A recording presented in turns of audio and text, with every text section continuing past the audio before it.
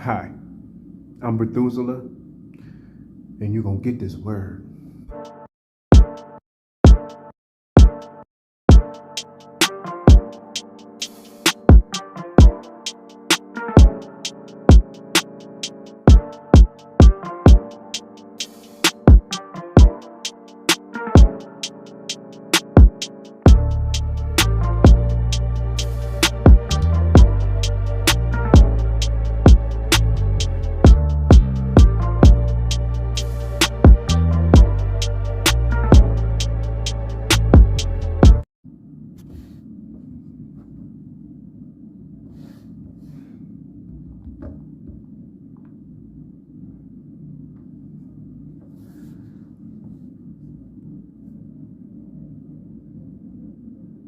Jesus gives you the best, but you have to be in one accord with his mind.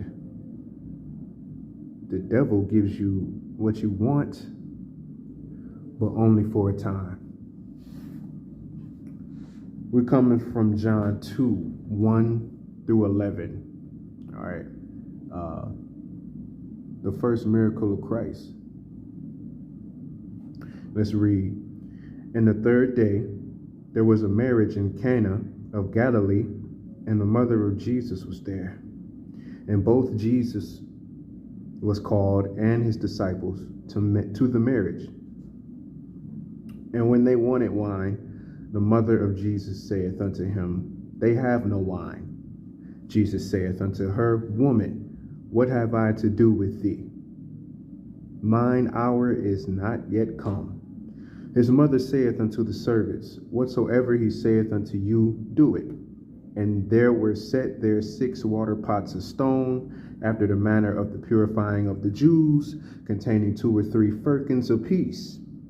Jesus saith unto them, Fill the water pots with water. And they filled them up to the brim. And he saith unto them, Draw out now, and bear unto the governor of the feast. And they bare it. When the ruler of the feast had tasted the water that was made wine, and knew not whence it was, but the servants which drew the water knew, the governor of the feast called the bridegroom, and saith unto him, Every man at the beginning doth set forth good wine, and when men have well drunk, then that which is worse, but thou hast kept the good wine until now. This beginning of miracles did Jesus in Cana of Galilee, and manifested forth his glory, and his disciples believed on him. All right, time for quick points. Quick point number 1. Jesus had disciples without ever doing a miracle, a sign, or a wonder. Why is that? Why is that? I'm going to tell you why, because it only takes the word. We don't have to, and it don't even take a masterful amount of linguistic skills for the word to have impact. When the word is just coming out as the word, it's powerful enough to change and convict hearts. You see what I'm saying? So, next quick point.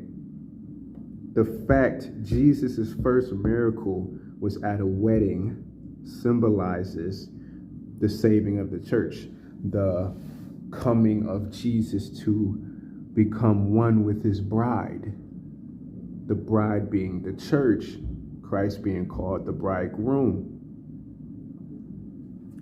Next quick point. Mary was literally a black mama. Yes. Mary tells Jesus to do something that he doesn't feel he's ready to do. It's not the time for me to do this, Mama. Ma, it's not the time for me to do this. She said, Whatever you tell y'all to do, do it. And walks off. Black mama. All right. The purifying ritual, back then they used to have a certain water situation and certain water pot situation, and before they ate and after they ate, they would cleanse themselves in some form or fashion. All right. That's pretty cut and dry. Okay, a firkin. Okay, I know y'all heard the word firkin in there. All right, a firkin is a measure. It's a measurement of water. Well, it's a liquid measurement, and it's just under 9 gallons. So when you see the word firkin in the Bible, it's just under 9 gallons. Liquid measurement. All right, now let's talk about how much water Jesus was cooking with right here. The scripture says that Jesus told them to fill 6 water pots containing 2 or 3 firkins apiece. All right. So I did the math. I'm a mathematician, I guess. This is on the low end, 108 gallons of water. On the high end, it's 162 gallons of water. This is how much water God turned into wine in an instant. Now, the last quick point. The governor of the feast indicated that the wine was aged. And this leads us into the main point of this lesson, all right? The governor of the feast says, everybody brought out good wine, and now we all well drunk. We've drunk a lot of wine here. And then he finally tastes the wine that, Jesus made out of water. And he says, y'all said that y'all put out the good wine, but y'all saved the good wine till the end, all right? The word good there, you have to, here's a particular point. Transliteration, looking into the original word, all right? Using a Strong's concordance, a Strong's exhaustive concordance to be exact, okay? So you can educate yourself on what these words that we see were translated from, okay? And the word good that's used there is used twice in one scripture, and it's the exact same word. So he says you brought the good wine, the best wine. This is what the original word means: the best, the superior, the superseding, the preferred. Okay, they use that same word twice. So he says you said you brought the good wine, the preferred wine, the best wine, the superseding wine, but you actually saved the superseding best wine for the end. Okay, last. So you said it was the best. All this other stuff we drunk on, it was good, but you actually saved it until the end here. Now, here's the thing. And here's the magnificence of this being his first miracle, because even the world, when it's drunk off its rocker, can get a taste of Christ or something that Christ has dealt with or touched, and can immediately tell that it is the best stuff. It's a whole nother level. Not to be compared. You lied when you said you brought the best, because the best is here. The stuff that Jesus gave up. And that's the same way it is when we out here in the spiritual warfare that most of us don't know we're in. We end up being enticed by the enemy. And he says, I'll give you what you want. He did the same thing with Jesus. I'll give you everything. I'll give you what I think you want. I'll give you the world if you worship me, right? But Jesus knew what the best stuff was. He made the earth.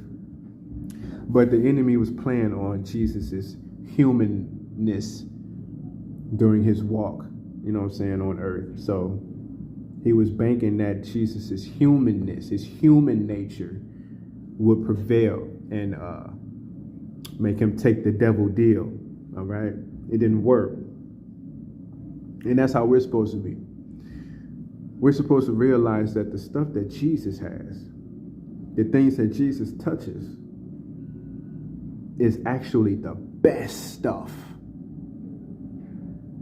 But you have to understand that you are going to get the best stuff in the best way. And the best way ain't your way. Notice that the enemy gives you what you want. But what you want is not to be compared to what the best for you is. You see what I'm saying? The best for you. The best. Drunk off the rocker people tasted wine that God immediately in an instant turned water into wine. He turned water into wine in an instant. And it said it was the best. What happens if you let Christ touch your life? I know you want to be this and that. I get it. But what happens when you let Jesus do what he wants? What happens when you let Jesus transform you? You saw what happened when he transformed water. Just water. Just H2O. 1 part hydrogen, 2 parts oxygen.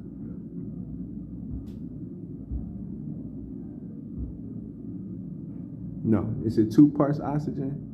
Is it 2 parts hydrogen, 1 part oxygen? I don't know. I'm not a scientist. But y'all know what I'm talking about. A very basic molecule. All right? A very basic molecular composition, whatever. All right? Simple. He turned that into wine. If you know anything about wine, the longer it sits, the better it gets. That's the only way it can be better than any other wine. It has to be aged. But Jesus made that in an instant. He transformed the water into aged wine, which permitted the governor of the feast to say, yo, this is the best stuff for real. We already drunk, but and that's how it is when you let Christ transform you, when you let Christ touch you, when you let Christ inhabit your life. He transforms you into the best stuff. He already has this plan for you. So stop taking devil deals. You have to understand, what's all this, what am I, I know y'all see me preaching and yakking about Jesus and all this, and, you thinking, what's the importance? Not only does he have a plan for you, not only does he think well of you, not only is he trying to bring you out of sin and into his glorious light, it's the best thing for you. It's the best. It really is. Even the world, when it's drunk, can tell you that when Jesus transforms something, it's the best. And that's really all I got to say. This is to woo you into accepting Christ or embarking on a journey with Christ. This is alluring. You're not alluring, but alluring to come try out Christ. And for anybody who says, why did Christ turn water into wine? What is that about? It's symbolic. First of all, understand that Scripture says that a little wine is good for the belly. Pay very close attention to this. A little wine is good for the belly. And the only time we see Christ drinking wine is during the first communion before he was sacrificed. And it was just a little bit. Drink of my blood. It was symbolic. It was just a little wine. It wasn't about getting tipsy or almost tipsy or none of that. Okay? So he tells you a little wine is good for the belly. Then the only time we see Christ drinking wine is in a very small dose. Okay? He's not promoting being a drunkard, because he's against being a drunkard. He's against you not being sober. He's against that. Yes. So Don't mix and mingle things you don't understand. If you don't understand something, you can ask people like me, other ministers that you may know. But don't go about just, oh, well, he contradicted himself. How do you know? You don't study the word. That's weird to say things like that. You don't study. Anyway, Jesus, when he touches something, when he transforms something, it's quick and it's the best stuff. It's an amazing journey with Christ.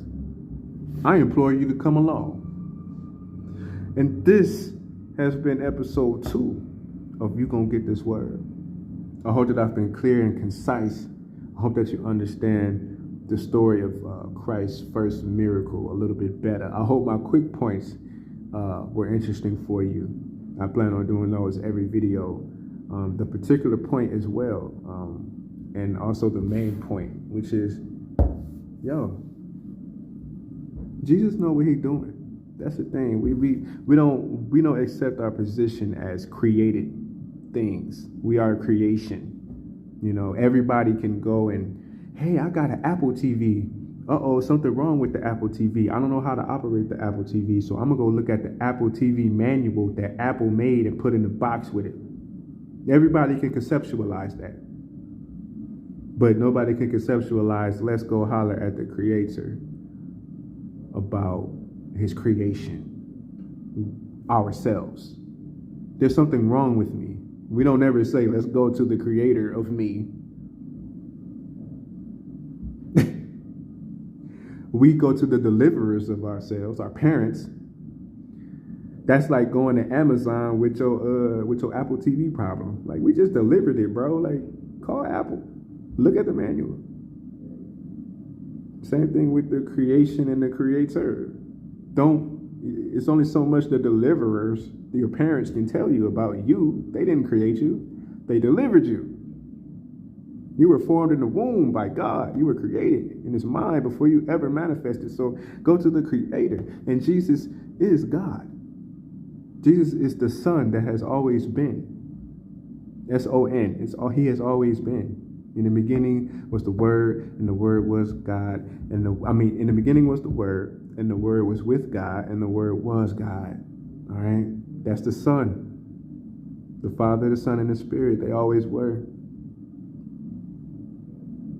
He came into a human body and lived a human experience to be the perfect sacrifice for human sin, atonement, yes. But his Spirit always was. All right. I told you, you're going to get this word.